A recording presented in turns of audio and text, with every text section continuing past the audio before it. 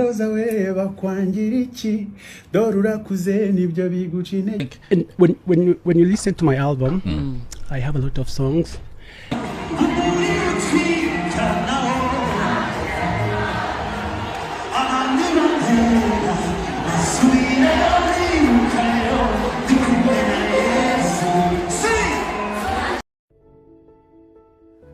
Greetings, family and friends. I'm just here to say thank you so much for the 2 million YouTube subscribers.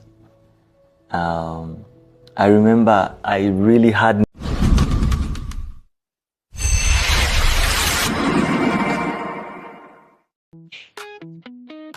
Umwaka wa 2025 uranzwe n'umwihariko ukomeye mu ruganda rw'umuziki nyarwanda.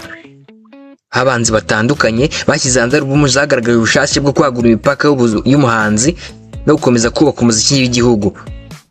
Muri zo hari zakunzwe cyane zigahita zigarura imitima y'abakunzi b'umuziki, mu gihe izindi zagize urugendo rutoroshye mu kumenyekana. Gutegura inkuru Story 360 yifashishije amakuru yatangajwe n'ikinyamakuru Igihe. Umwaka wa 2026 yandikwa n'uwitwa Uwiduhaye Theos. Icyo gihe yagaragazaga album 15 zagiye hanze mu mwaka wa 2025 z'abahanzi bamaze kubaka amazina ndetse n'abandi bakiri kuzamuka. Izi album zigaragaza ko umuziki nyarwanda uri kugenda utera imbere, haba mu njyana, mu butumwa no mu buryo bwo kugeza ku bantu. Nge nitwa Shemim Pacifique, nkurikira umenye. Nyemera dore kuri album yitwa Colorful Generation n'umuhanzi witwa Bruce Melody. Ni imwe muri album zatangiye umwaka wa 2025, ikaba nitwaye neza kurusha izindi haba mu mibare yo kurebwa no kumvwa. Indirimbo zigize nkitwa Sinya, Ndi Umusinzi, Rosa, Beauty on Fire zagize uruhare rukomeye mu kuyishyira ku isonga. Neri Ngabo na Platini bafitanye album yitwa Vibranium, igizwe n'indirimbo 15 yasohotse muri Kanama umwaka wa 2025.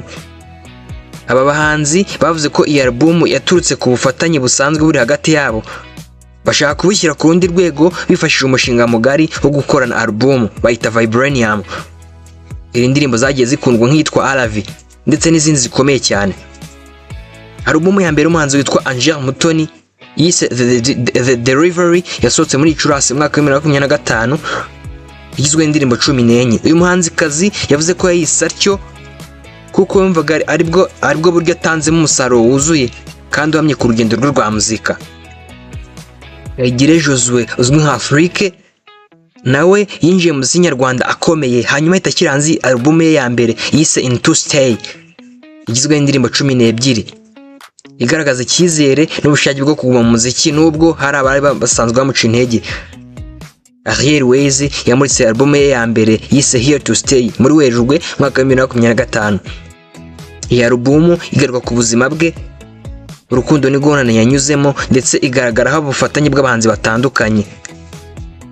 Uwitwa The Ben yasohoye album yitwa Prank Love ku itariki ya 1 Mutarama mwaka wa 2025. Hari mu gitaramo yise The New Groove cyari kibaye ku nshuro ya mbere. Ni igitaramo cy'ingaruka mwaka giherutse no kuba ku itariki ya 1 Mutarama mwaka wa 2026, kugira ngo abantu barabyibuka. Nubwo yari itegerejwe cyane, iyi album ni yashoboye kugera ku rwego rwo hejuru rwari rwitezwe. Uretse indirimbo nke zagaragaye cyane, Soshomura yashyize hanze album ya kabiri yise Confidence, igizwe n'indirimbo 12 igaruka ku rukundo, ku kwigirira icyizere no gushima Imana mu rugendo rwe. Umuraperi Bruce the First uyagaragaye mu mwaka wa 2025 asohora album yise Top or Nothing, ahita atyo ashaka gukangurira abantu kwigirira icyizere no guhitamo kuba hejuru aho kuba hasi. Mu muziki gakondo witwa Jules Sentore yasohora album ayita Umudende muri Kanama mwaka wa 2025, ayihuza n'ibihe byo kwizihiza umuganura, agaragaza isano ikomeye iri hagati y'umuco n'umuziki. Cyusa Ibrahim yasohoye album ya kabiri yise Muvumwa Mata mu Kuboza mwaka wa 2025, ayitura nyirakuru wamuhaye hafi kuva akiri muto, ashimangira umuziki ushingiye ku muco n'inkuru z'ubuzima. Witwa Israel Mbonye yamuritse album ya 5 yise Hobe mu gitaramo cyabereye mu Ntare Conference Arena, ikaba igizwe n'indirimbo 14 mu ndimi 3. Ikomeza gushimangira kumushimangira nk'umuhanzi ukomeye cyane mu muziki wo kuramya no guhimbaza Imana. Iyi alubumu irimo indirimbo zitandukanye zamaze no kujya hanze nk'iyitwa Hobe, Storm Watcher, Uriya ndetse n'izindi zikomeje kujya hanze ubu zisukiranya. Uwitwa Water Sax yashyize hanze alubumu yise Wazimba igizwe n'indirimbo 10 zivanze mu muziki nyarwanda n'injyana Afrofusion, aho izina ryayo risobanura ishyari no kwifuza ibitari ibyawe. Kenny Mirasano yasohoye alubumu ye ayita Yewe Muntu, igizwe n'indirimbo 10 zifite insanganyamatsiko z'umuntu, inama, urukundo n'inkuru z'ubuzima busanzwe. Witwa Bosco Nshuti yamuritse alubumu ya 4 Ndahiriwe mu gitaramo yakoze cyo kwizihiza imyaka 10 amaze mu muziki, ashimangira urugendo rwe gukuramya no guhimbaza Imana. Alubumu ya nyuma nitwa Prosper Nkomezi yayise Warandamiye, yamuritse mu Kwakira umwaka wa 2025, isobanura urugendo rwe rukomeye mu muziki, hanyuma kandi ayisobanura nk'urwibutso rw'urugendo rwe rw'amasengesho nuko Imana yamubaye hafi. Izi alubumu uko ari 15 zigaragaza iterambere ry'umuziki nyarwanda, uruhare abahanzi bakomeje kugira mu iterambere ryawo n'imikorere yabo mu muziki nyarwanda. Ikiganiro cyitwa Storm tubamenye, nitwa Shema Pacifique.